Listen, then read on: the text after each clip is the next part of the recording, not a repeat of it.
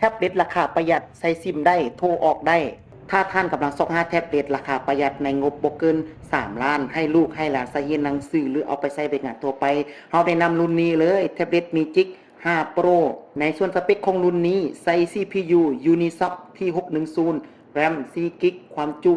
128 g b ขนาดจอ10นิ้วให้ความละเอียด Full HD ภาพคมชัดเบิ่งหนังฟังเพลงหรือลินโซเชียลมีเดียสะใจเต็มตาและรุ่นนี้ยังสามารถใส่ซิมใส่ได้2ซิมรองรับสัญญาณ 4G โทรได้หรือลินเน็ตได้คือกันกับมือถือสะดวกสบายมาเบิ่งส่วนในการลินโซเชียลมีเดีย Facebook รุ่นนี้ลินลื่นไหลดีบ่สะดุดมาที่ TikTok ก็ลื่นไหลเช่นกันรุ่นนี้ถือว่าตอบโจทย์ในการลินโซเชียลและยังมีฟังก์ชันลินได้2จอบ่ว่าจะเป็นหลวงตั้งหรือหลวงนอนก็สามารถลิน2จอได้เช่นเดียวกันมาเบิ่งส่วนกล้องของรุ่นนี้ให้กล้องหน้ามาที่8ล้านพิกเซลและกล้องหลัง13ล้านพิกเซลวิดีโอคอลสแกนเอกสารสแกน QR ได้สบายโดยสเปคและหน่วยประมวลผลที่สูงรุ่นนี้ยังสามารถพิมพ์เอกสารบ่ว่าจะพิมพ์เอกสารใน Word ข้อมูลใน Excel บทนำเสนอใน PowerPoint อีเมล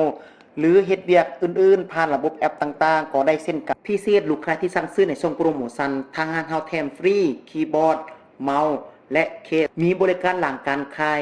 รับประกัน1ปีเต็มมีอุปกรณ์และอะไหล่บริการครบ